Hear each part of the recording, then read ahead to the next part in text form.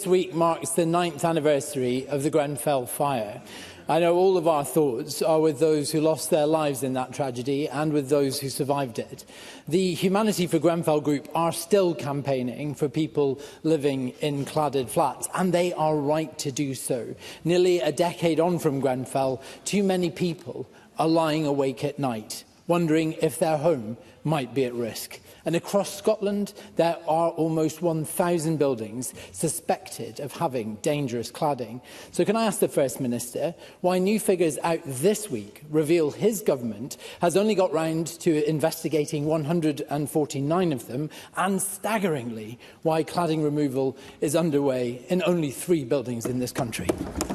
First Minister. So one of the issues that we've had to wrestle with has been to have the effective legislative framework in place to enable us to deal with a number of issues, not least of which is about multiple ownership within individual buildings. Now, that legislation has been put in place by the Government, and we are now, as a result of having the legislative framework in place, able to proceed with the important work that is necessary to be undertaken to investigate properties and to identify the remedial action that is required to be taken and the steps that have got to be taken as a consequence.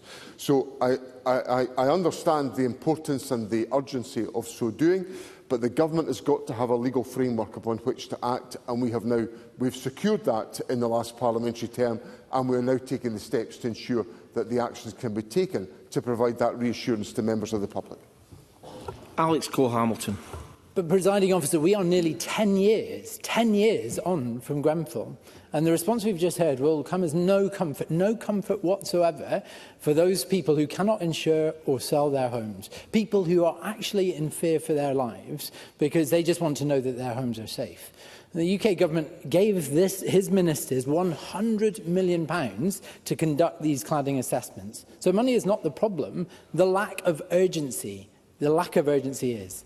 It appears that not a single building has actually been checked in the past 6 months.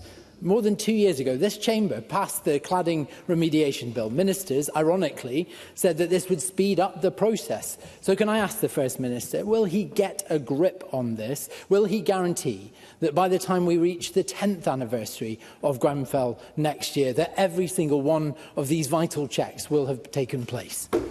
First Minister. So let me reassure Mr Cole-Hamilton that there is a variety of interventions taking place, some of which involves building assessments, some of which requires taking mitigation measures within buildings, and that work is underway, which will not show up in the statistics that Mr Cole-Hamilton has put to me today.